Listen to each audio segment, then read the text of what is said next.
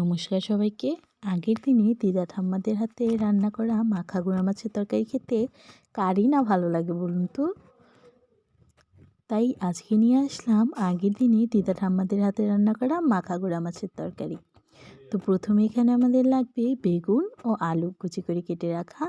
তারপর এখানে নিয়ে নিয়েছি পেঁয়াজ কুচি, 2 টুকরো করে কেটে রাখা মরিচ ও পেঁয়াজ ও রসুন বাটা। তারপর এখানে গুঁড়া মাছ নিয়ে নিয়েছি। তারপর নিয়ে নিলাম একটি হাঁড়িতে গুঁড়া মাছগুলো নিয়ে নিব। আগের দিনে দিদা ঠাম্মারা কিন্তু এই হাঁড়িতেই গুঁড়া মাছের তরকারি রান্না করতো, খেতেও খুবই সুস্বাদু হতো। তো গুঁড়া মাছগুলো নেওয়ার চেষ্টা করবেন এরকম সাইজের, যেন এটা মাখার পরেও ভেঙে না যায়। তারপর এখানে দিয়ে দেব আলু ও বেগুন কুচিগুলো।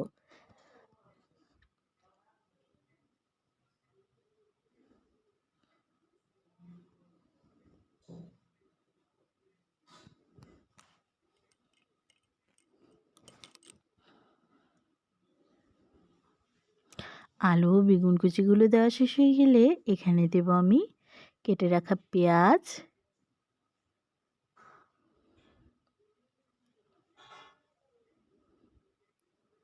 ও কাঁচা লঙ্কাগুলো, যেগুলো আমি 2 টুকরো করে কেটে রেখেছিলাম।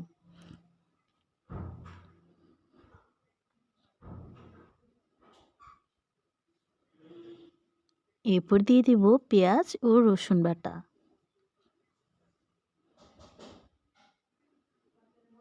তারপর এখানে দিয়ে দেব গুঁড়া মশলাগুলো। গুঁড়া মশলা রয়েছে লঙ্কা গুঁড়ো।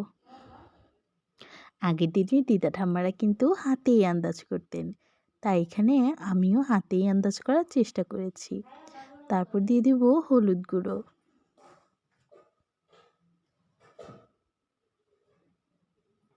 এবং এখানে দিয়ে নিব সামান্য কিছুটা তেল। আমি এখানে সাদা সয়াবিন তেলটাই ব্যবহার করেছি, আপনারাও সাদা সয়াবিন তেল ব্যবহার করারই চেষ্টা করবেন। তারপর এখানে অ্যাড করে দিলাম লবণ। লবণটা আপনারা আন্দাজ মতোই দেবেন। তারপর আলতো হাতে মেখে নেব 3 থেকে 4 মিনিট। মনে রাখবেন আলতো হাতেই মাখতে হবে, যেন মাছগুলো ভেঙে না যায় এবং আলুগুলো ভেঙে না যায়। একদম আলতো হাতে মেখে নেব।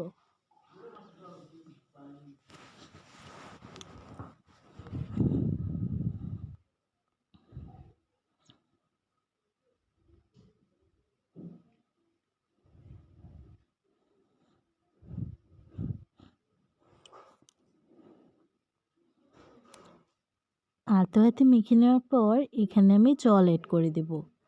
জলটা পরিমাণ মতোই দেব, যেন আলু ও বেগুনগুলো সেদ্ধ হয়ে যায়। এখানে কিন্তু আমি আর কোনো এক্সট্রা জল অ্যাড করব না, তাই আমি এখানে পরিমাণ মতো জল দিয়ে দিয়েছি।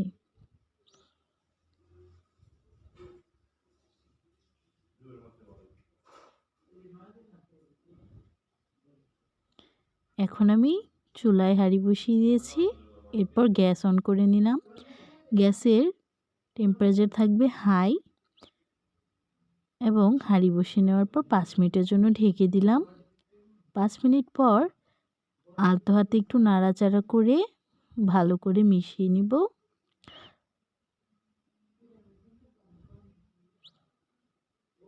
এই সময় আমাদের চুলার আঁচটা থাকবে হাই টু মিডিয়াম।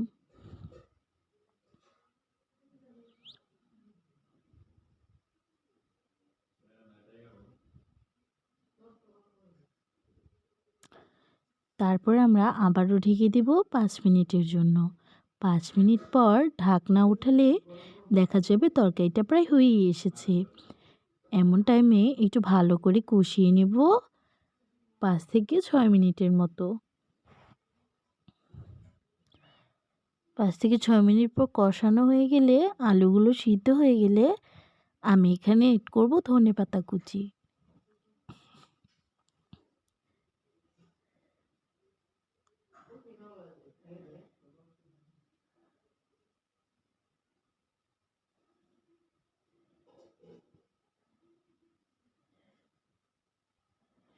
ধনেপাতা কুচিগুলো অ্যাড করে দেওয়ার পর এখানে আমি একটু মিশিয়ে নেব।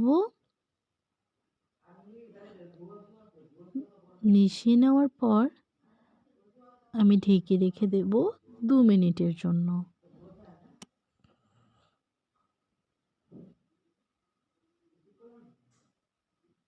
2 মিনিট পর এই তো তৈরি হয়ে গেল আমাদের সুস্বাদু গুঁড়া মাছের তরকারি। এখন আলতো হাতে নামিয়ে নিব। এই তো নামিয়ে নিলাম। খেতেও কিন্তু খুব দারুণ হয়েছে। তোমরাও বাসায় ট্রাই করে বলবে কেমন হলো।